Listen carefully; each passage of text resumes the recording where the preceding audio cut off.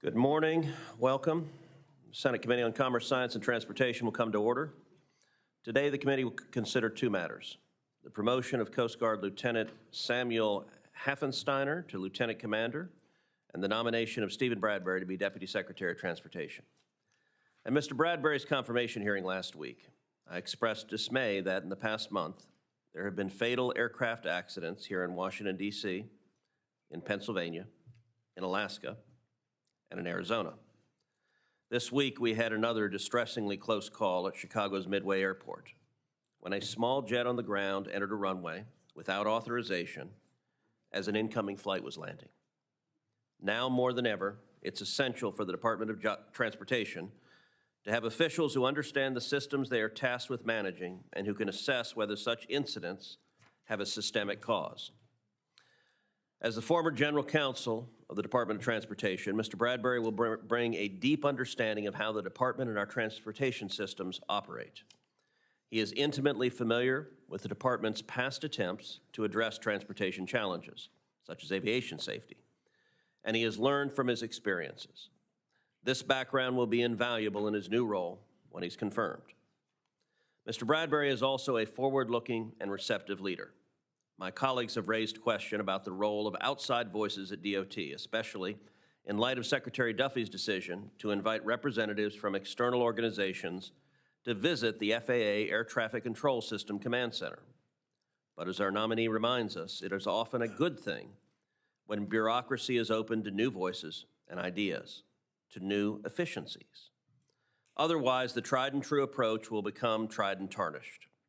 It boggles the mind to think of an era of autonomous vehicles and artificial intelligence, and yet the FAA is still using paper printouts and floppy disks to manage air traffic. Mr. Bradbury knows that efficiency and safety go hand in hand. Consider one exchange from the hearing last week. We heard that newer cars are safer cars, but after years of mandates and overregulation, cars have become so expensive that the average car's years on the road is at a record high. So I'm glad Mr. Bradbury will similarly prioritize federal funding to infrastructure projects that provide the most benefit per dollar. Americans are calling on the political class to cut out the bloat and get back to the basics, like potholes and safety.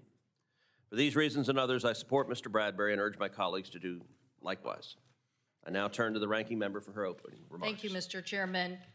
As you mentioned, we're here today to consider the nomination of Stephen Bradbury to be Deputy Secretary of Transportation and the promotion of one Coast Guard officer to be Lieutenant Commander. I support that Coast Guard nomination.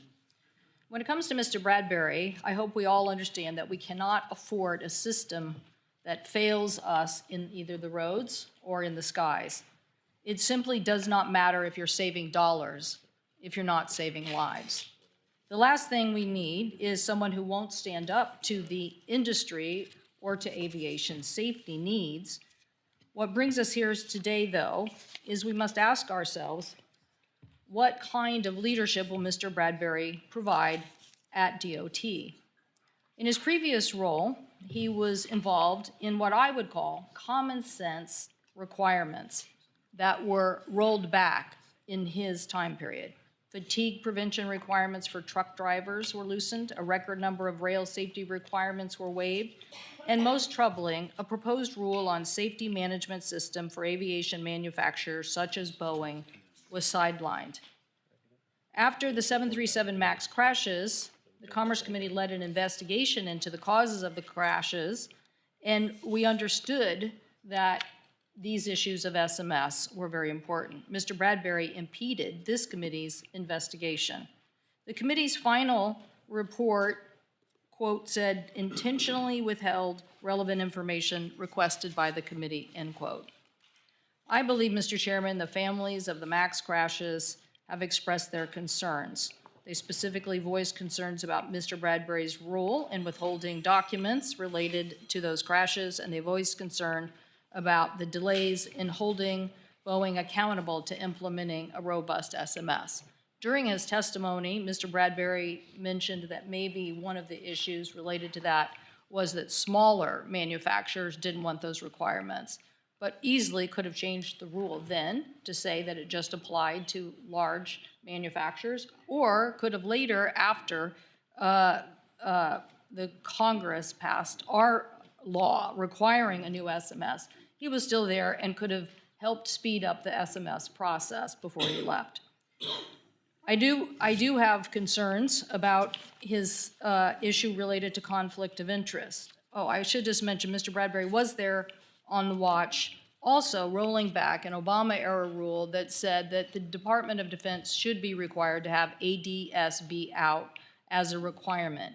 During the Trump administration, there was an appeal for a waiver, which was granted, to say that they didn't have to turn on ADSB all the time. Subsequently, we have found that not only was that just an exemption for some time, that the military then, in a letter to our colleague in the House, said, we 100% never turn it on. These are the things that get us into trouble when we don't understand the exemptions, when we don't understand the rules, when we don't understand the details of what it takes to do safety and stand up to those who are asking for those exemptions. I also asked him about the relationship between Elon Musk and the FAA, and just to tell me as a lawyer where he would see conflict of interest. I didn't ask him if he saw one today. I asked him where he thought there could be a conflict of interest. I was very disappointed in his answer because he basically said he didn't see, quote, the potential for a conflict. I do see potential for conflict, given that SpaceX launch licenses are at issue, and there could be times when Mr. Musk could intervene and demand for launch time. He clearly didn't like it when he was denied that launch time and then demanded that the FAA administrator be fired. I also believe that in the area of NHTSA, which has issued a recall of 2 million Tesla vehicles over concerns about autopilot feature because drivers failed on the work and ended up in crash tests. Tesla said they fixed it with a software update, but NHTSA is still investigating. What if Mr. Musk said, let's stop that investigation? So I find it perplexing that Mr. Bradbury couldn't come up with a few bright line examples of where somebody could cross the line. So I hope my colleagues will understand that we have lots of work to do on safety. I look forward to the hearing the chairman has scheduled on April 2nd, I believe, with Boeing and the manufacturer from my state to look at what we can continue to do as a committee to improve safety and work together collectively on this big priority. I urge my colleagues to oppose Mr. Bradbury's nomination, and I thank the chairman, and I yield back. Thank you, and I will say to the ranking member, I think she and I are agreed on the wisdom of revisiting the exceptions to ADSB out. And I think given the tragic accident at Reagan, there's a compelling case to be made there, and we may well see widespread agreement on that front. I recognize now Ranking Member Cantwell for a motion. Mr. Chairman, I move that PN10, the nomination of Samuel B. Haffensteiner to be the Lieutenant Commander, be favorably reported. Is there a second? Second. All those in favor say aye. Aye. All those opposed say no. The motion is agreed to. I recognize Senator Wicker for a motion. Mr. Chairman, I move that PN 13-2, nomination of Stephen Bradbury to be Deputy Secretary of Transportation, be favorably reported. Is there a second? Second. Is there any discussion? Ask a roll call. The clerk will call the roll.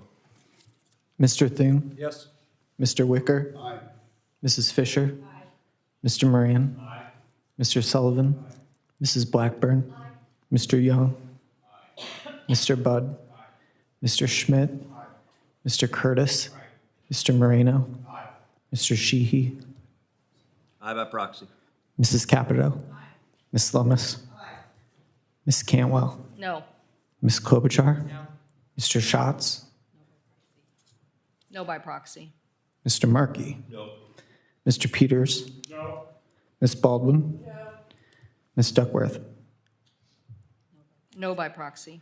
Ms. Rosen? No. Mr. Lujan? No. Mr. Hickenlooper? No. Mr. Fetterman, No by proxy. Mr. Kim, No by proxy. Ms. Blunt Rochester, No by proxy. Mr. Cruz. Aye. The yeses are 15, the noes are 13. The motion is agreed to, and the nomination is ordered to be reported favorably. I would now recognize any members of this committee willing to wishing to make remarks. And thank you to everyone for being here for that markup.